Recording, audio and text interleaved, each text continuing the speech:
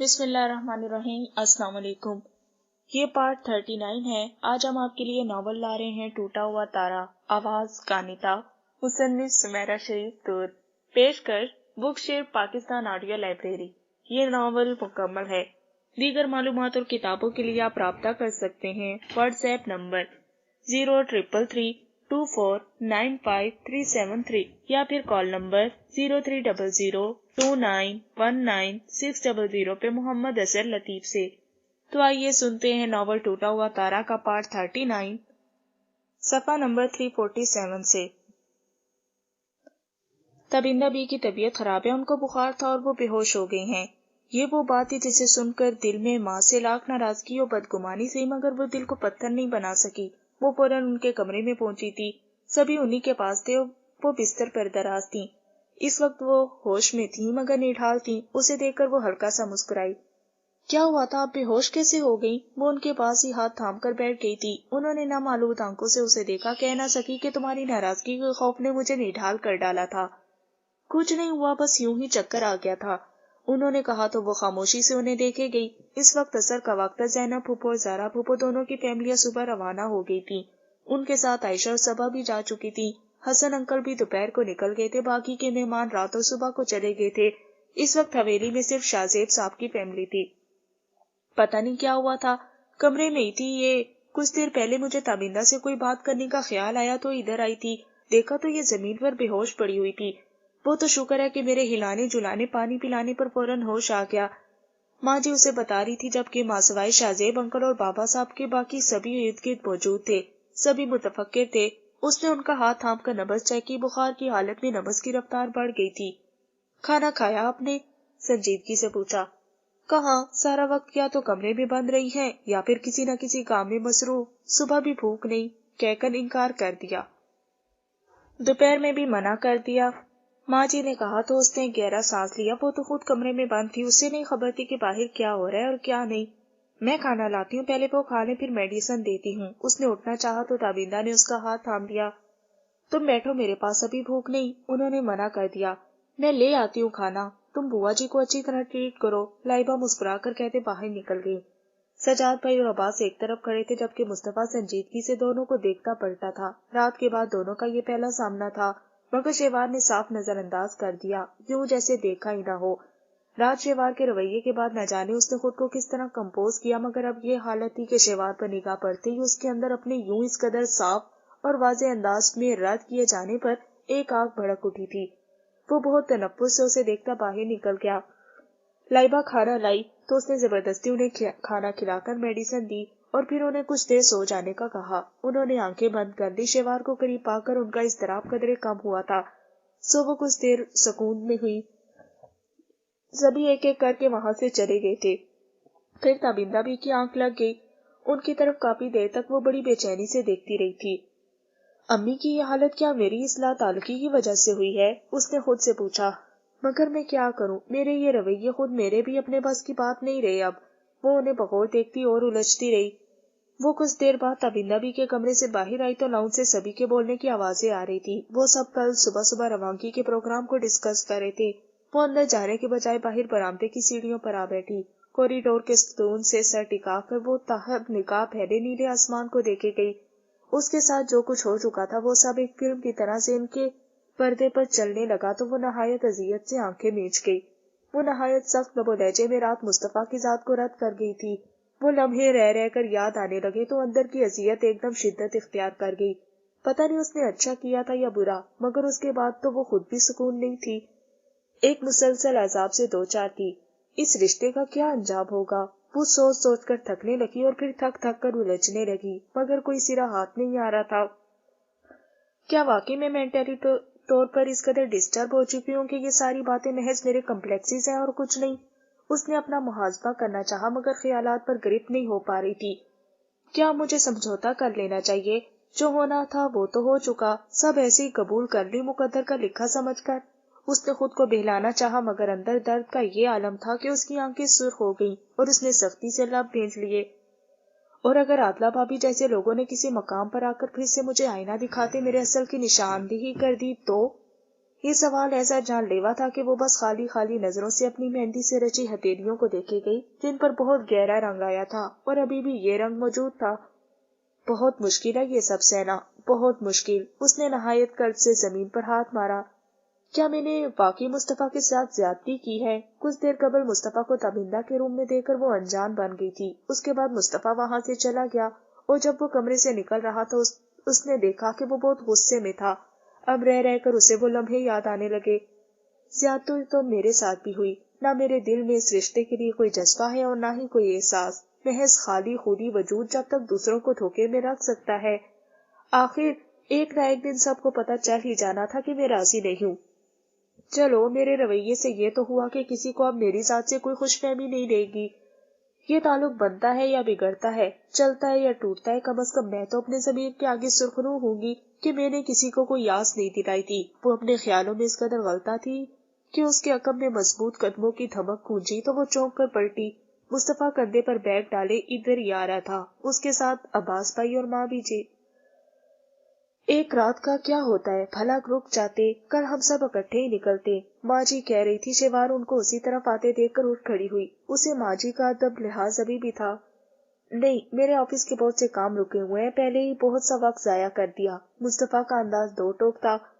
خالی گھر میں جا کر کیا کرو گے؟ ماں جی نے پھر کہا۔ خالی کیوں، ملازم تو ہوں گے نا۔ وہ شاید واپس شہر جا رہا تھا۔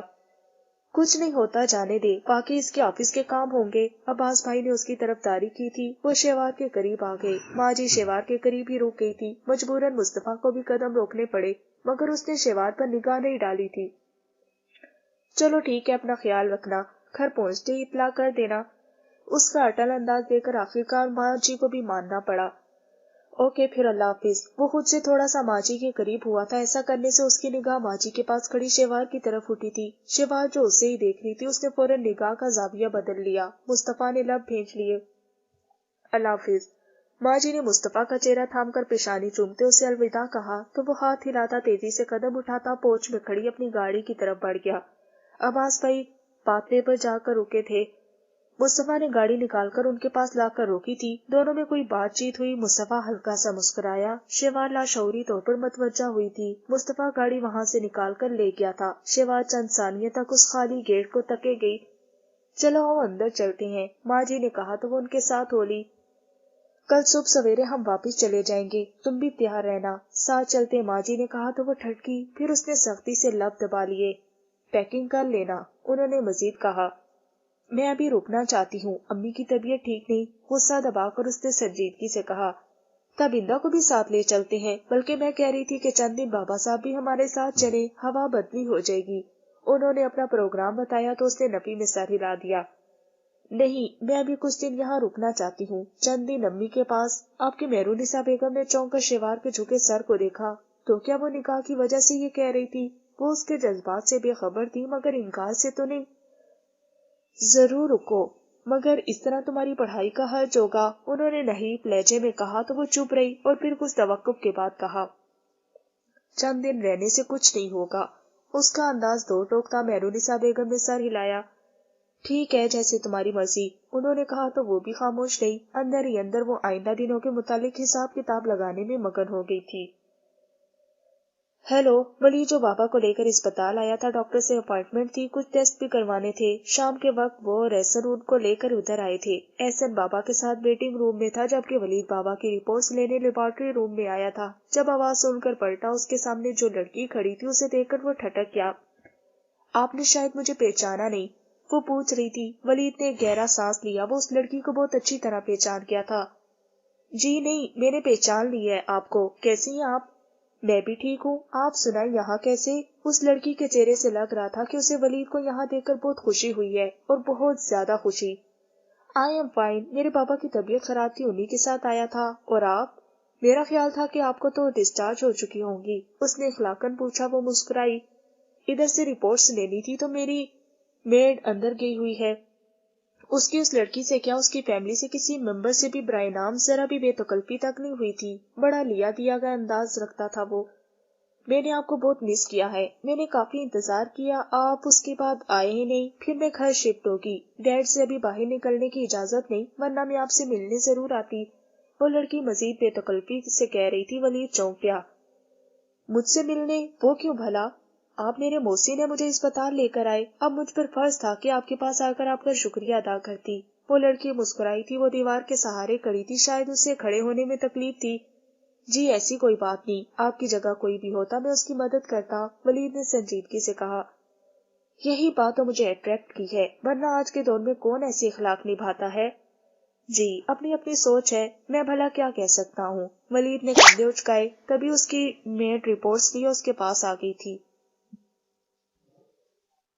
اور وہ اس کا بازو تھام کر کھڑی ہو گئی تھی۔ آپ کو شاید چلنے میں دشواری ہے، ولید نے یوں ہی پوچھ لیا۔ جی بس ٹانگ کی چوٹ پرابلم کر رہی تھی، اسی لیے تو آج ٹیسٹ کروائے ہیں، اپنی میڈ کے سہارے کھڑی وہ بتا رہی تھی۔ ولید صاحب آپ کا کوئی وزٹنگ کارڈ ہے تو پلیز مجھے دے دیں، میں جب بھی ٹھیک ہوئی آپ سے ملنے آؤں گی۔ آپ کا ایک وزٹنگ کارڈ ڈیڈ کے پاس ہے تو صحیح، مگر آپ مجھے دے دیں تو مہربانی ہوگی۔ ولید بھلا کیا کہہ سکتا تھا، بس مسکرا دیا۔ Y not? ولید نے اپنی پاکٹ میں سے اپنا والیٹ نکال کر اپنا اور احسن کا مشترکہ وزٹنگ کارڈ نکال کر اس لڑکی کو تھما دیا۔ شکریہ، اس میں آپ کا سیل فون نمبر کون سا ہے؟ کارڈ کو غور سے دیکھتے اس نے سر اٹھا کر پوچھا۔ یہ دوسرے نمبر والا۔ ولید نے کارڈ پر انگلی رکھ کر نشاندہی کی تو وہ لڑکی مسکرا دی۔ بہت بہت شکریہ۔ ایکسکیوز می، آپ کو میرا نام تو یاد ہے مگر میں آپ کا نام بھول چکا ہوں، ولید نے کہا تو وہ حیرت زدہ رہ گئی۔ وہ اچھی خاصی حسین لڑکی تھی، لڑکے اس کا نام ایک بار سن کر کبھی بھولتے نہیں تھے اور یہ شخص بھول چکا تھا۔ آپ واقعی بھول چکے ہیں؟ وہ بے یقینی سے پوچھ رہی تھی۔ نہیں خیر، آپ کو تو نہیں بھولا، ہاں آپ کا نام ذہن میں نہیں آ رہا، ولید نے کہا تو لڑکی میں سر ہلا کر رہ گئی۔ کاشفا نام ہے میرا، سب پیار سے مجھے کاشی کہتے ہیں۔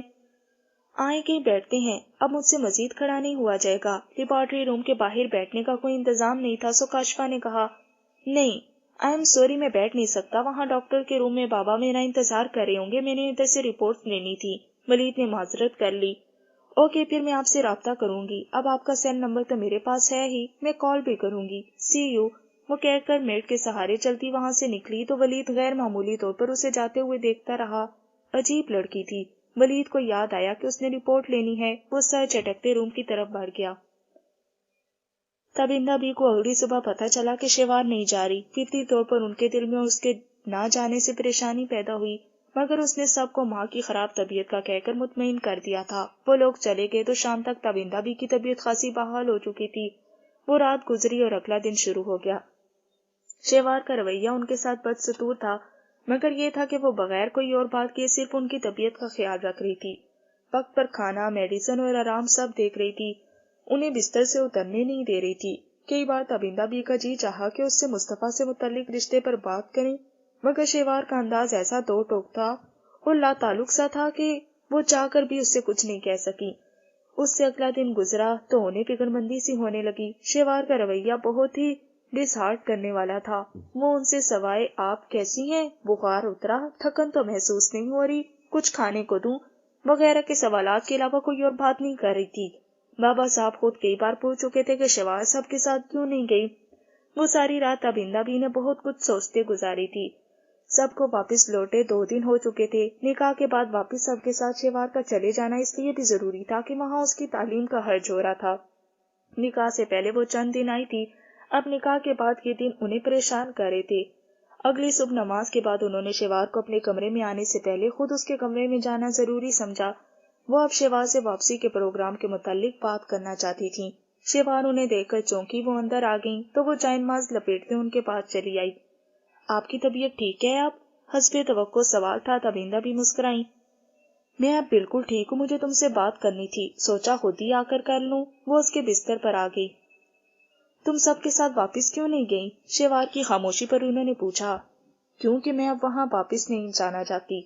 شیوار کا جواب ان کے خدشے کے عین مطابق تھا۔ تبندہ بی کا دل کانپا تو وہ بلا وجہ خوفزدہ نہیں تھی، یہی خدشے تھے جو انہیں ہلا رہے تھے۔ کیوں؟ وجہ آپ کو معلوم ہے، شیوار کا اٹل انداز تھا۔ شیوار میں پہلے ہی بہت پریشان ہوں، میرے لیے اور پریشانیاں مت بڑھاؤ۔ انہوں نے بہت دکھ سے اسے دیکھا۔ میں آپ کی پریشانی کی وجہ نہیں پوچھوں گی، کیونکہ اول روز سے آپ نے نہ مجھے اپنی پریشانیوں میں شامل کیا اور نہ ہی اپنے رازوں میں، اس لیے میں اب آپ سے کسی سے بھی اب کوئی بحث نہیں کرنا چاہتی۔ شیوار، تمہارے اس طرح کے رویے سے تمہیں خود کو کتنا نقصان پہنچ رہا ہے جانتی ہو؟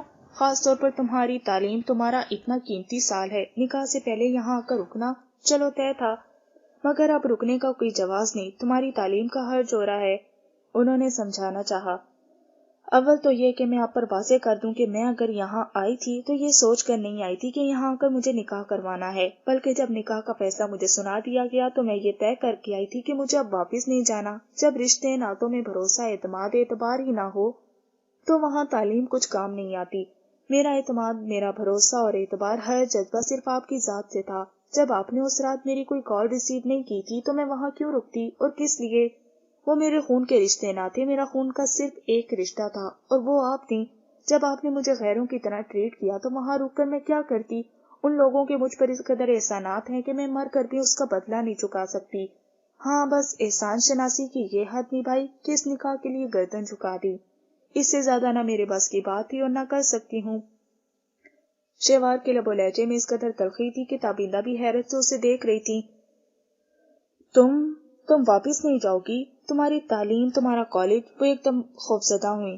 میں آپ کو اس رات جب بابا صاحب کی وجہ سے ادھر آئی تھی اور اگلی صبح ماجی وغیرہ کے ساتھ واپس جا رہی تھی تب بہت تفصیل سے کہہ چکی تھی کہ اگر آپ لوگوں نے یہ فیصلہ کرنا ہے تو پھر میں اپنی تعلیم چھوڑ کر حویلی آ جاؤں گی۔ وہ سب میں نے محض کلامی نہیں کہا تھا، مجھے اب واپس نہیں جانا، مزید نہیں پڑھنا۔ اس رات اگر آپ میری کال ریسیو کر لیتی تو شاید میں یہاں آتی، مگر اب واپس جانا میرے لیے ممکن نہیں۔ اس کا انداز بہت حتمی تھا۔ تم پڑھائی چھوڑ چکی ہو؟ وہ حیرت زدہ تھی، انہیں یقین ہی نہیں آ رہا تھا کہ وہ ایک ایسا انتہائی فیصلہ بھی کر سکتی ہے۔ یہی سمجھ لیں۔ شیوار کا لہجہ قطعی تھا۔ تامندہ بی کے اندر شدید اذیت نے سر ابھارا۔ تم اپنا نقصان کر رہی ہو۔ ان کی آواز شدت قلب سے کپکپا اٹھی تھی۔ جب عزت نفس جیسے نقصان گوارا کر لیے ہیں تو پھر یہ تو کوئی نقصان ہی نہیں۔ امی، مجھ جیسے لوگ جو دوسروں کے ٹکڑوں پر پلتے ہیں، یا تو ان کے اندر انا، خودداری اور عزت نفس جیسے جذبات سرے سے پیدا ہی نہیں ہوتے، اگر کسی میں پیدا ہو جائیں تو انتہا کی حد تک صدر آور ہوتے ہیں۔ اور ان لوگوں کا احسان کیوں جھٹلاؤں؟ ان لوگوں نے ہمیں اپنے احسانات کے نیچے اس قدر دبا لیا ہے کہ اب عزت نفس کا سواد بہت تکلیف دے رہا ہے۔ امی، میں نے آج تک ان لوگوں کو سر اٹھا کر کبھی غور سے نہیں دیکھا، اس لیے نہیں کہ میرے اندر احساس کمتری تھا، صرف اس لیے کہ ان لوگوں کے احسانات نے مجھے کبھی گردن اٹھانے ہی نہیں دی۔ انہوں نے پہلے دل خریدے تھے احسانات کی بدولت، اور میں نے ان کو بہت اونچا مقام دیا تھا۔ اب بھی مقام برقرار ہے، مگر مجھے یا تو عزت نفس کا سودا گوارا نہیں، اگر کر بھی لوں تو پھر یہ رشتہ گوارا نہیں۔ کتنی مشکل باتیں کر رہی تھی شیوار۔ تابندہ بھی حیرت سے اسے دیکھ رہی تھی۔ کیا یہ وہی شیوار تھی جو کبھی ان کے سامنے سر اٹھا کر کلام نہیں کرتی تھی؟ اور آج ان کا دل دکھ سے بھر گیا۔ ان کا دل چاہا کہ اس کے سامنے ہر بات آشکار کر دے، مگر اب کوئی فائدہ نہیں تھا، پانی سر سے گزر چکا تھا۔ یہ وہ جو جوا تھا کہ اسی کھیل میں انہوں نے اپنی جوانی، اپنے جذبات، اپنے احساسات، ہر چیز داؤ پر لگا دی تھی، اور آج حصول زیرو تھا۔ محض ایک محبت کے لیے انہوں نے ہر چیز قربان کر دی تھی، مگر آج خالی ہاتھ تھی۔ وہ اٹھ کھڑی ہوئی۔ انہیں لگ رہا تھا کہ ان کے پاؤں لڑکھڑا رہے ہیں۔ ان کی آنکھوں کے سامنے کئی چہرے آ رہے تھے، بہت سے چہرے، اور ایک چہرہ ان کی خالہ بی کا تھا۔ یہ غلطی مت کرو، واپس آ جاؤ۔ کس کے لیے یہ سب کر رہی ہو؟ جس کے لیے کر رہی ہو وہ تو رہا نہیں، پھر کس نے تیرے احسانوں کو دیکھا ہے؟ ایک بہت لمبا اور طویل سفر ہے، تھک جائے گی تو، نہ جانے راہ میں کیا کیا دکھ سہنا پڑے۔ کوئی آواز اب بھی کہہ رہی تھی، نہیں خالہ، میں کر لوں گی، میں سب سہ لوں گی۔ محبت میں نفع نقصان نہیں دیکھا جاتا، محبت تو بس دینے کا نام ہے۔ وہ نہیں رہا، مگر اس کی اولاد ہے، اور اس وجود کو میں دشمنوں میں چھوڑ نہیں سکتی۔ مجھے اب اس کا سہارا بننا ہے، اور یہ حویلی ہی مجھے پناہ دے گی۔ باہر کی دنیا میں اب میرے لیے کچھ نہیں رہا۔ مجھے بار بار مت اکسائے، میں نے فیصلہ کر لیا ہے، اور فیصلہ بدلا نہیں کرتے۔ برسوں پہلے کی کہیں ان کی اپنی آواز کی بات گشت ان کے کانوں میں گونج رہی تھی۔ آج ان کو بیتا وقت یاد آ رہا تھا۔ انہوں نے ایک مردے سے محبت نبھائی تھی، مگر زندہ وجود ان کی قربانیوں سے بے خبر تھا۔ انہوں نے بہت دکھ سے شیوار کو دیکھا، وہ نظریں جھکا گئی۔ کہنے کو ان کے پاس بہت سی باتیں تھی، بہت سی دلیلیں، مگر انہوں نے لفظ سی لیے۔ شیوار نے انہیں یوں لرزتے قدموں سے چلتے دیکھا تو اس کا دل کانپا۔ اسے احساس ہوا کہ وہ بہت سخت الفاظ استعمال کر چکی ہے۔ امی، وہ فوراً آگے بڑھی تھی، ماں کا بازو تھاما تھا۔ تمہارے باپ کے لیے میں نے ایک زندگی وار دی، میں نے وعدہ وفا کیا، میرا مقصد پورا ہوا، خوش رہو، آباد رہو۔ انہوں نے اس کا بازو ہٹاتے باہر کی طرف قدم بڑھا دیے تھے۔ امی آپ میرے لیے سب کچھ ہے، آپ اگر مجھے نہیں سمجھے گی تو پھر میں کس سے جا کر کہوں؟ یہ سودے انسان تب قبول کرتا ہے جب کہیں دل میں گنجائش نکلتی ہے۔ اس گھر میں رہتے ہوئے ہر آن ہر لمحہ میرے ذہن نے مجھے صرف یہی باور کروایا کہ یہ لوگ ہمارے محسن ہیں، بہت اونچے مرتبے والے اور عزت دار لوگ ہیں، ہم جو ان کے ملازمین میں بھی شمار نہیں ہوتی۔ ہم پر اگر احسان کیا جا رہا ہے تو اس کی عوض آپ نے ہر آن ہر لمحہ اس حویلی کا خیال بھی تو رکھا ہے، بابا صاحب کا دھیان رکھا، مگر ذہن نے کبھی وہم و گمان نہیں کیا ان سے کوئی نیا رشتہ بنانا پڑے گا، کیونکہ ادھر دل میں گنجائش نہیں تھی۔ میں ان لوگوں کو آقا کے طور پر قبول کر کے ساری عمر غلامی قبول کرنے کو تیار تھی، مگر یہ رشتہ داری طلب نہیں تھی۔ ماں کے سامنے دوبارہ کھڑے ہو کر ان کے دونوں ہاتھ تھام کر کہا تو آنسو بے اختیار بہہ نکلے۔ شیوار، میں نے کبھی نہیں سوچا تھا کہ زندگی میں ایک ایسا موڑ بھی آئے گا۔ آج مجھے لگ رہا ہے کہ اس حویلی میں آنے کا برسوں پہلے جو فیصلہ میں نے کیا وہ غلط تھا۔ آج مجھے شدت سے اپنے فیصلے کے غلط ہونے کا احساس ہو رہا ہے۔ تب اندہ بھی ایک دم رو دی تو شیوار کو لگا اس کے دل کو کسی نے مٹھی میں لے کر مسل دیا ہے۔ امی واپس چلے وہیں جہاں سے ہم آئی تھی۔ ماں کو روتے دیکھ کر وہ خود بھی ضبط کھو بیٹھی تھی۔ ایک دم ان کو بازوؤں کے حصار میں لے کر کہا، نہیں، بہت مشکل ہے، اب واپسی کا کوئی راستہ نہیں بچا، اب کچھ نہیں رہا، اب ناممکن ہے، وہاں صرف راکھ باقی ہے، کوئی نشان باقی نہیں۔ کن رستوں پر چلوں مجھے تو خود علم نہیں۔ وہ سسک اٹھی تھی۔ میرے باپ کا خاندان، شیوار نے کہا تو تابندہ نے اسے دیکھا۔ کیا ابھی ہر سوال کا جواب چاہیے تمہیں؟ انہوں نے خود کو سنبھالا۔ امی آپ میری ذہنی کنڈیشن کا اندازہ نہیں لگا سکتی۔ مجھے لگتا ہے کہ اگر مجھے میرے سوالوں کا جواب نہ ملے تو میرا دماغ پھٹ جائے گا۔ وہ بڑی بے بس تھی اس معاملے میں۔ تابندہ نے اسے دیکھا تو اس پر ترس آیا۔ انہوں نے ایک گہرا سانس لیتے خود کو پرسکون کرنا چاہا۔ تم واپس نہیں جا رہی بھی؟ انہوں نے پھر وہی بات کی تو وہ نفی میں سر ہلا گئی۔ تابندہ بھی نے چند پل اسے دیکھتی رہی اور پھر آہستگی سے اس کا بازو ہٹا کر حصار ختم کرتے وہ کمرے سے باہر نکل گئیں۔ شیوار بس خاموشی سے انہیں باہر جاتا دیکھتی رہی۔ مصطفیٰ آفس میں تھا جب اس کے نمبر پر حویلی کے نمبر سے کال آئی تھی۔ مصطفیٰ نمبر دے کر الجھ کر رہ گیا۔ اس کا پہلا خیال شیوار کی ہی طرف گیا، مگر نہیں، وہ کبھی کال کرنے والی نہیں تھی۔ واپس آئے 2 دن گزرے تھے، گھر سے کوئی کال کرتا تھا یا نہیں اسے علم نہیں تھا، مگر اس نے حویلی دوبارہ رابطہ نہیں کیا تھا۔ السلام علیکم۔ مصطفیٰ نے کال ریسیو کر لی۔ وعلیکم السلام، کیسے ہو بیٹا؟ دوسری طرف تابندہ بھی تھی۔ مصطفیٰ نے گہرا سانس خارج کرتے کرسی کی بیک سے کمر ٹکا دی۔ میں ٹھیک ہوں، آپ سنائیں، طبیعت ٹھیک ہے؟ اب بخار اترا؟ اللہ کا شکر ہے، بخار تو اگلے دن ہی اتر گیا تھا۔ اور بابا صاحب کیسے ہیں؟ وہ بھی ٹھیک ہیں۔ آپ کے مصطفیٰ خاموش رہا کہ مزید کیا پوچھتا؟ تم سے ایک بات کرنی تھی مصطفیٰ بیٹا۔ کچھ سوچتا انداز تھا مصطفیٰ چونکا۔ جی کہیے۔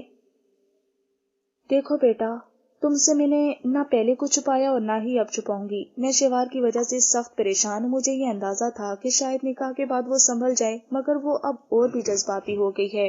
ان کا انداز رنجیدہ تھا۔ مصطفیٰ نے لب بھینچ لیے۔ شیوار کی وجہ سے یہاں بھلا کون پریشان نہیں تھا؟ اب کیا ہوا ہے؟ اس نے بہت سنجیدگی سے پوچھا۔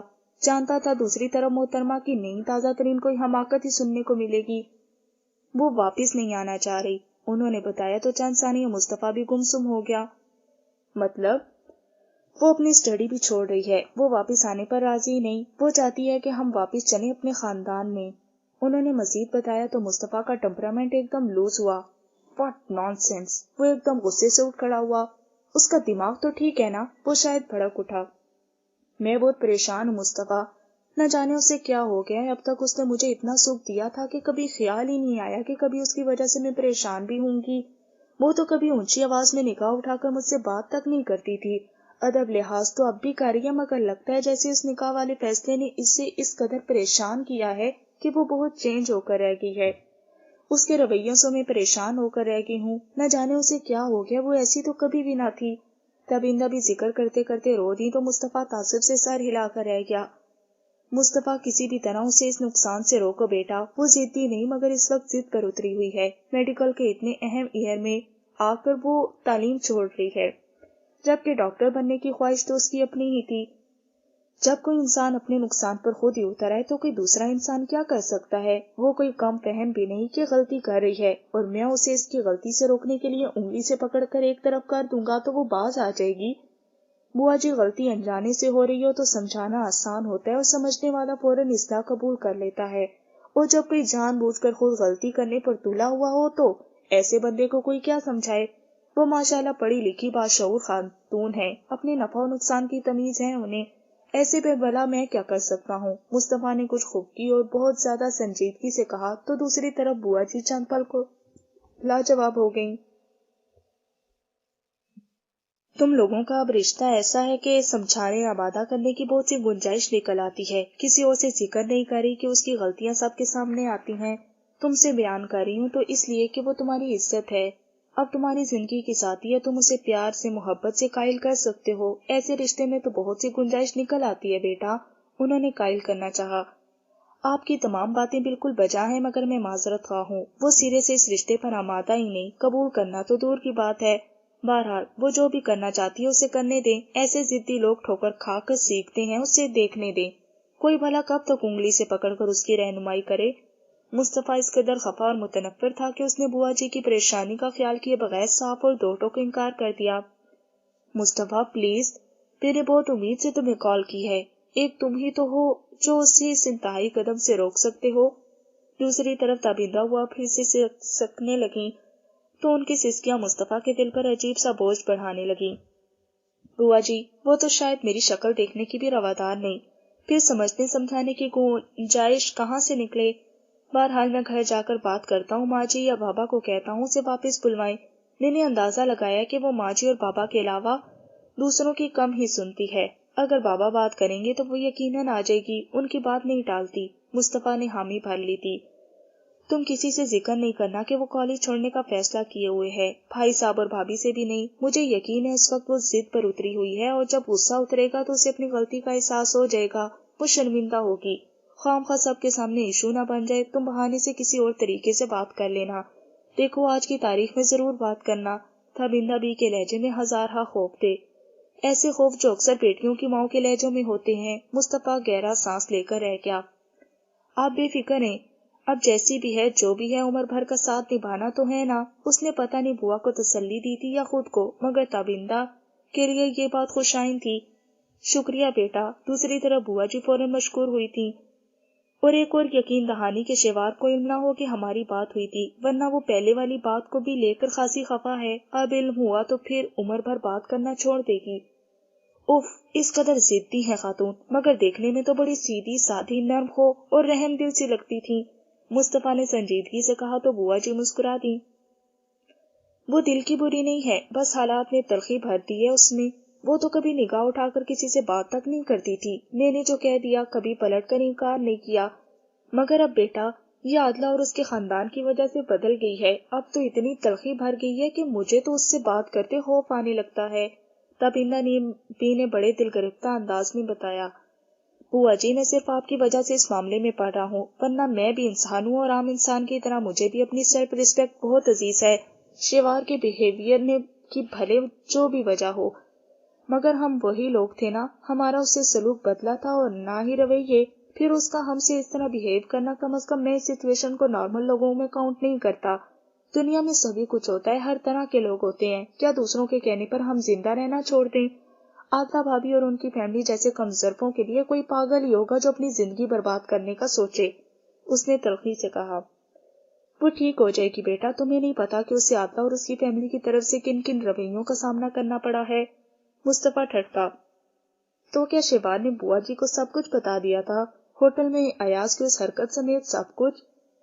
मैं इतना भी बेखबर नहीं हूँ बुआ जी। बहरहाल मुझे नहीं इल्म कि आपके इल्म की हद क्या है और शिवार ने क्या कुछ डिस्कस किया है, मगर अब जब हम मामला संभाल रहे थे, निकाह भी हो चुका था, तो मुझे शिवार की इस इंतहाई रद्द अमल ने बहुत अजियत दी। वो भले इस रिश्ते को कबूल न करती न मानती, मगर अच्छे और नॉर्मल इंसानों की तरह कम अज कम रिएक्ट तो जरूर करती। बहुत से तरीके होते हैं मुखालिफ पार्टी के सामने अपनी नापसंदीदगी शो करने के। जरूरी नहीं कि कोई इंसान बुरा लग रहा है तो उसके मुंह पर कह दिया जाए कि तुम मुझे बुरे लगते हो। आईना मेरी नजरों के सामने नहीं आना, ये तो निरी जहालत है। ऐसे रवैयों की तवक्को तो किसी अनपढ़ और कम फहम इंसान से भी की नहीं जाती। वो भी शऊर रखता है कि अपने अंदर की नापसंदीदगी को सुलझते हुए अंदाज में किस तरह मुखालिफ इंसान के सामने लाया जाए। वो काफी भरा बैठा था, सो सब कहता गया। مجھے اتنا تو شیوار نے بتایا تھا کہ عادلہ اور اس کی ماں ایاز کا پرپوزل لے کر تو آئی تھی، مگر بھابھی نے صاف جواب دے دیا۔ اس کے بعد دونوں نے کافی کچھ سنا بھی ڈالا۔ بیٹا، بعض معاملوں میں انسان بہت بے بس ہوتا ہے۔ تم بس یہ اس لیے ڈسکس کر رہی ہوں کہ تم اس معاملے کو جانتے ہوئے شیوار کو غلط نہ سمجھو۔ بعض لوگ عزت کے معاملے میں بہت حساس ہوتے ہیں، ان کی زندگی کا اوڑھنا بچھونا کھانا پینا ہر چیز عزت ہوتی ہے۔ ایسے لوگوں کے حساس کے آئینے کو اگر ایک بار چوٹ لگ جائے تو بڑی شدید ہوتی ہے۔ عادلہ شیوار اور اس کی ذات کے حوالے سے جو چوٹ اسے لگا کر گئی تھی وہ تو کوئی بھی ذی ہوش لڑکی برداشت نہیں کر سکتی۔ شیوار نے مجھے ہر بہر ساری سچویشن بتائی تھی۔ اتفاقاً اس نے لاؤنج میں ہونے والی بھابھی، عائشہ صبا اور دیگر لوگوں کی باتیں سن لی تھی۔ وہ ٹوٹ کر نہ بھی کرتی تو اور کیا کرتی۔ ہاں، اس کے بعد بابا صاحب بیمار ہوئے تو وہ حویلی چلی آئی۔ واپسی پر اس نے مجھ سے ساری بات کی اور کہا تھا کہ اسے اس معاملے میں اب مجبور نہ کیا جائے، اگر ایسا ہوا تو وہ اپنی تعلیم چھوڑ کر حویلی آ جائے گی۔ میں سمجھی کہ یہ سب عادلہ کی وجہ سے کہہ رہی ہے، ٹھیک ہو جائے گی، اس کے بعد وہ واپس چلی جائے گی۔ وہاں جا کر کیا ہوا مجھے نہیں علم۔ ہاں، بھابھی اور بھائی صاحب کے سامنے میں نے اس رشتے سے انکار کر دیا تھا۔ پھر 2 دن بعد اچانک بھائی صاحب کی کال آئی کہ وہ نکاح کر رہے ہیں تم دونوں کا، اور مجھے سختی سے تاکید کی کہ شیوار مجھ سے رابطہ بھی کرے تو میں بات نہ کروں۔ انہوں نے یہ فیصلہ کیوں کیا مجھے نہیں علم، نہ انہوں نے بتایا۔ بس یہ ہوا کہ میں نے ان کی تاکید پر عمل کیا۔ اگلے دن شیوار واپس آ گئی، لائبہ ساتھ تھی۔ میں براہ راست شیوار سے کچھ کہہ بھی نہیں سکتی تھی، مجھے نہیں پتا تھا کہ وہ دوسروں کے ساتھ ساتھ میری ذات سے بھی بدگمان ہو جائے گی، اور انتہائی حد یہ ہوگی کہ کبھی نہ جانے کا فیصلہ کر لے گی۔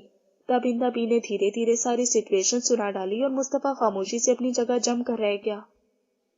تو کیا شیوار کا یہ رویہ محض ان کے اس اچانک فیصلے کا رد عمل تھا؟ شیوار ایاز کے پروپوزل سے باخبر تھی، یہ انکشاف حیران کن تھا۔ اس کے بعد ایاز کی حرکت اور ان کے اپنے اقدامات، شیوار جیسی لڑکی جس کے لیے عزت نفس سب کچھ تھا، وہ ایسا ریئیکشن شو نہ کرتی، کیا ناممکن تھا؟ مصطفیٰ کی سوچ بس اسی ایک نقطے پر جم کر رہ گئی۔ وہ شدید اضطراب کا شکار ہونے لگا۔ بعض معاملوں میں انسان ماحول اور واقعات کے تابع ہو جاتا ہے، اس کی ساری سوچیں اور ساری صلاحیتیں بکھر کر رہ جاتی ہیں، اور پھر وہ وہی کرتا ہے جو حالات و واقعات نے اسے دیا ہوتا ہے، جو حالات و واقعات کے تحت اسے مناسب لگ رہا ہوتا ہے۔ شیوار بھی تو وہی کر رہی تھی، پھر اس میں غلط کیا تھا؟ تو کیا شیوار کا یہ سارا عمل محض ایک رد عمل ہے، صرف رد عمل؟ مصطفیٰ کے ذہن و دل میں اپنی ذات کی بھرپور نفی کرتا شیوار کا انداز جگمگایا تو اس نے لب دانتوں تلے دبا لیے۔ تو شیوار بی بی، یہ کہاں کا اصول ہے کہ کسی کی سونپی اذیت ساری کی ساری تو مجھ پر انڈیل دیتی؟ میں نے تو بہت فیئر ہو کر یہ رشتہ باندھا تھا، ہر غرض و احساس سے بالا تر ہو کر محض خلوص کی بنیاد پر، اور تم نے کیا کیا؟ میرے دل میں ابھرتے صاف شفاف جذبات کو دھندلا دیا، سر نکاتے احساسات کو کچل ڈالا۔ مگر اب سوچتا ہوں کیا واقعی تم غلط ہو، یا بقول بوا جی کے یہ حالات و واقعات کی سونپی ہوئی تلخی ہے محض، یا پھر رد عمل؟ مصطفیٰ وہ سوچ کی دنیا میں نہ جانے کہاں سے کہاں جا پہنچا تھا جب بوا جی کی پکار پر فوراً چونکا۔ جی بوا جی، تو پھر میں امید رکھوں نا کہ تم کچھ کرو گے؟ بیٹا کوشش کرنا کہ کسی کو علم نہ ہو اور وہ واپس بھی آ جائے۔ بوا جی خاصی پریشان اور فکر مند تھی۔ مصطفیٰ نے گہرا سانس لیا۔ جی بوا جی بے فکر ہیں، یہ اب میرا مسئلہ ہے، میں کس طرح ہینڈل کرتا ہوں مجھ پر چھوڑ دیں۔ مصطفیٰ نے نہایت پرسکون اور مضبوط لہجے میں کہا تو بوا جی نے ایک اطمینان کا سانس لیا۔ جیتے رہو، خوش رہو۔ انہوں نے دعاؤں سے نوازتے کال بند کر دی تھی۔ مصطفیٰ کال بند ہونے کے بعد کچھ دیر تک کچھ سوچتا رہا، پھر کال ملا کر کسی سے بات کی اور شیوار کے کالج کے چیئرمین صاحب کا نمبر پتہ کر کے اطلاع کرنے کی ہدایت کی۔ لینے کا تو وہ شاہ زیب صاحب سے بھی نمبر لے سکتا تھا، مگر بوا جی کی ہدایت کی کہ کسی کو پتہ نہ چلے کہ شیوار کیا کم عقلی دکھا رہی ہے۔ کچھ دیر بعد اسے نمبر لکھوا دیا گیا۔ مصطفیٰ نے اس بار چیئرمین صاحب کے ذاتی نمبر پر کال کی۔ سلام دعا کے بعد چیئرمین صاحب اسے پہچان کر کہنے لگے، شاہ زیب کی کال آئی تھی کہ آپ کا اور اس بچی کا جو ہمارے کالج میں زیر تعلیم ہے نکاح ہو رہا ہے۔ وہ چھٹیوں کی بات کر رہے تھے، ساتھ میں نکاح میں شرکت کی بھی دعوت دی تھی، چونکہ اتوار والے روز میں فارغ نہیں تھا تو معذرت کر لی۔ جی انکل، اتوار کو فنکشن تھا۔ شیوار کی گزشتہ ماہ اور اس ماہ دونوں میں کافی چھٹیاں ہو رہی ہیں۔ ان کی کالج پروگریس میں پرابلم تو نہیں ہوگی، کیونکہ شیوار آج کل بھی کالج سے آف ہیں۔ فرق تو ظاہر ہے پڑتا ہے، ریگولر اسٹوڈنٹ جو کچھ سیکھتا ہے وہ پروگریس تو ختم ہو جاتی ہے۔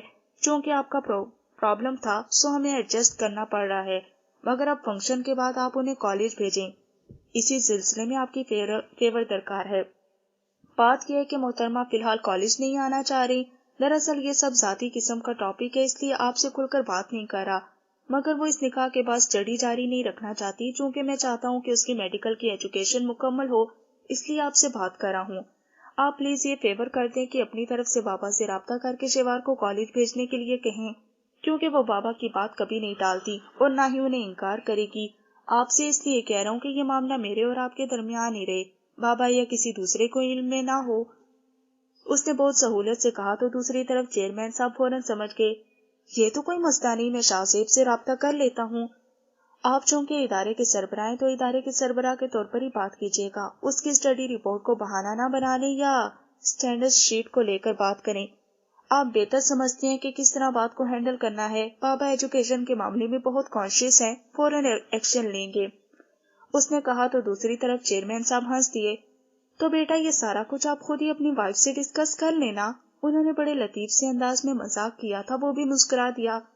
جی ضرور ڈسکس کرتا، اگر یقین ہوتا کہ وہ محترمہ تھوڑی بہت عقل استعمال کر کے اپنے نقصان پر نظر ثانی کریں گی. بابا سے اس لیے نہیں کہہ سکتا کہ میں نہیں چاہتا کہ بابا یا کسی اور پرسن کے سامنے یہ مسئلہ آئے کہ شیوار میڈیکل اسٹڈی چھوڑ رہی ہیں. اب لے دے کہ آپ ہی رہتے ہیں، آپ سے ہی فیور لینے پر مجبور ہوں. اوکے ٹھیک ہے، میں آج ہی شاہ زیب کو کال کر کے شیوار بیٹی کو کالج بھیجنے کے لیے کہتا ہوں. انہوں نے فوراً حامی بھری. کوشش کیجیے گا کہ بابا سے اس طرح بات کریں کہ بابا پہلی فرصت میں شیوار کو واپس بلوائیں اور کالج بھیجیں. اس نے ایک دفعہ پھر تاکید کی. تابندہ بوا نے اس پر اعتماد کرتے اس معاملے کو سلجھانے کو کہا تھا، سو وہ اب مکمل طور پر اس معاملے کو حل کرنا چاہتا تھا. چند اور باتوں کے بعد چیئرمین صاحب نے کال بند کر دی اور مصطفیٰ نے بھی کسی حد تک اس مسئلے کو حل ہوتے دیکھ کر پرسکون ہوتے اپنے آفس ورک کی طرف توجہ مبذول کر لی تھی. ناول ٹوٹا ہوا تارا کا پارٹ 39 صفحہ نمبر 357 پر اختتام پذیر ہوا. بقیہ ناول کا حصہ آپ پارٹ 40 پہ سماعت فرمائیں.